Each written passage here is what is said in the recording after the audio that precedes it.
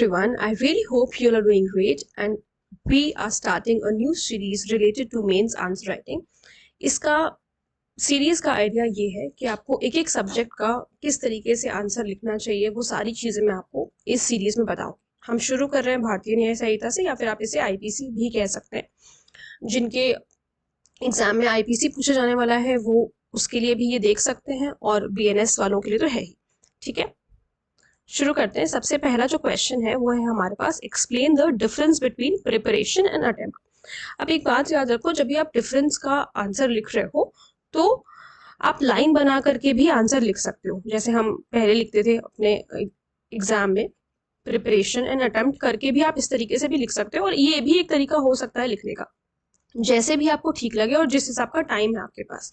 ठीक है, ये 5 मार्क्स का क्वेश्चन है और इसको किस तरीके से आप क्या लिख सकते हो वो देखते हैं, क्या मैटर होगा उसका। और एक चीज यहाँ पर थोड़ी सी मिस हो गई है कि जब भी आप कोई आंसर शुरू कर रहे हैं तो वहां पर आंसर जरूर लिखें, एज इन ये जरूर लिखना।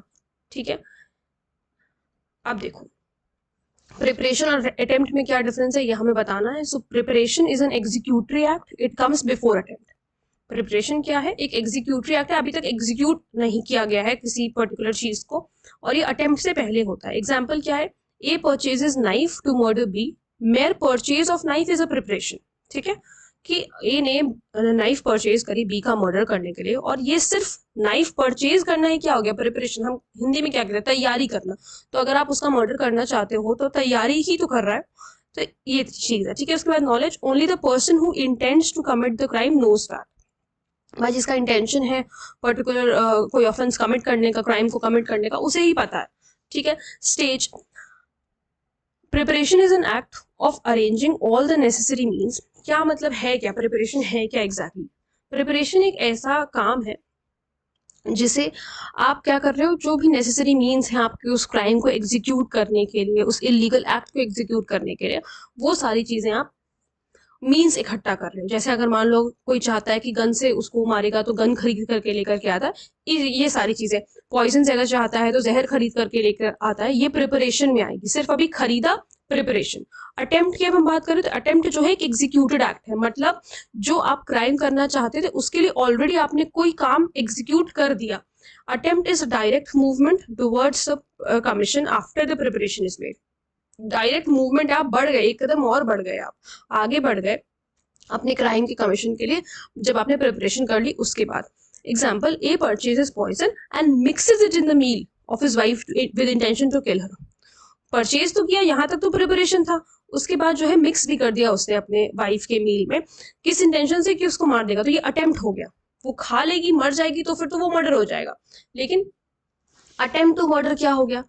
यहीं पर थोड़ा सा ये भी समझ लो कि अटेम्प्ट टू मर्डर का अगर आपको चार्ज लगाना हो तो ये ही एक स्टेज होती है जिस पर आप अटेम्प्ट टू मर्डर का चार्ज लगा सकते हो। अगर ये चीज प्रूव कर दो कि वाइफ की मील के में मिक्स कर दिया था पॉइजन, तो अटेम्प्ट टू मर्डर का चार्ज लग जाएगा। ठीक, उसने खा लिया, मर गई तो वो एक अलग की बात है। ठीक है, स्टेज क्या है? Attempt is an act done as per the planning which amounts to offence in all cases. Attempt क्या है? एक ऐसा एक्ट है जो पूरी प्लानिंग के साथ किया जाता है और ये जनरली पनिशेबल होता है। Preparation is not punishable. अच्छा, ये भी जो है एक पॉइंट ऑफ डिफरेंस हो सकता है। देखो अभी बोलते बोलते याद आ गया कि हर केस में, ठीक है, प्रिपरेशन, देखो किसी बहुत ही एक्सेप्शनल केसेस होते हैं जिसमें प्रिपरेशन आपकी वो होती है, पनिशेबल होती है, जैसे कि प्रिपरेशन टू कमिट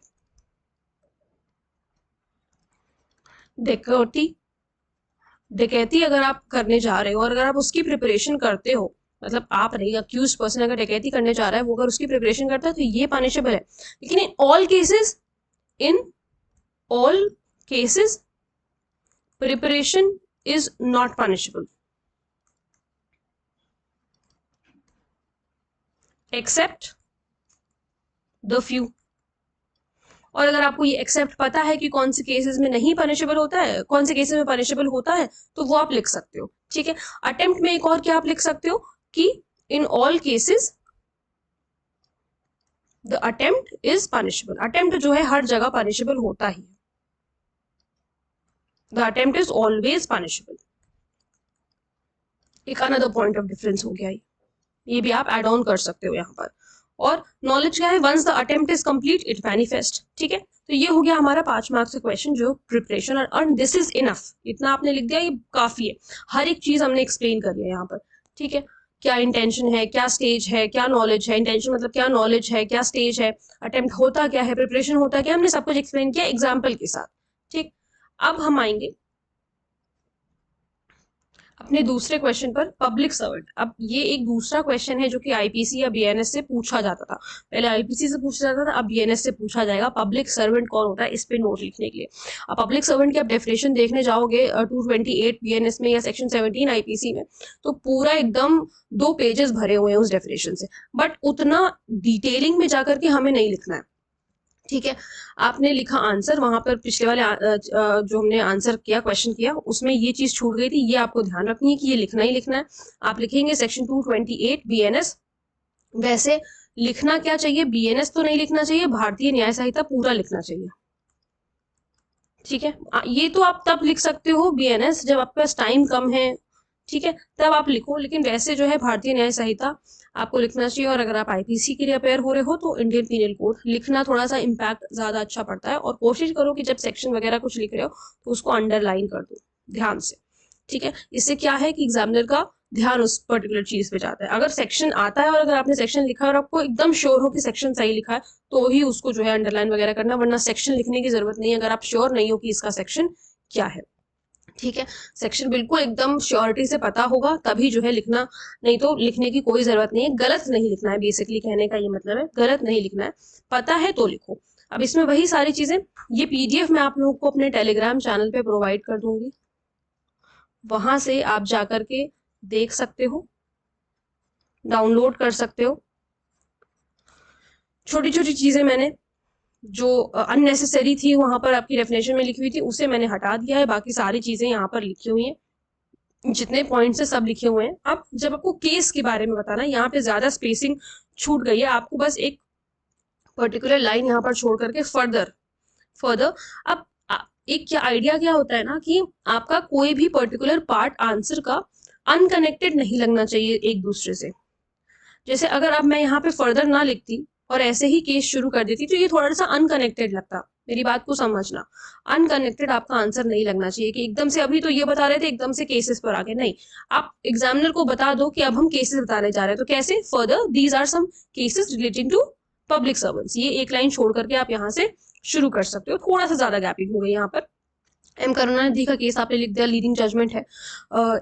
सॉरी, के वीरास्वामी का केस लिख दिया, पीवी नरसिम्हा राव और जे मॉन्टेरियो, ये सबसे लैंडमार्क जजमेंट है पब्लिक सर्वेंट का अब तक का। 1957 का केस है। इसमें एक टेस्ट डिटरमाइन किया गया था कि हम कैसे पता लगाएंगे कोई पर्सन पब्लिक सर्वेंट है या नहीं है।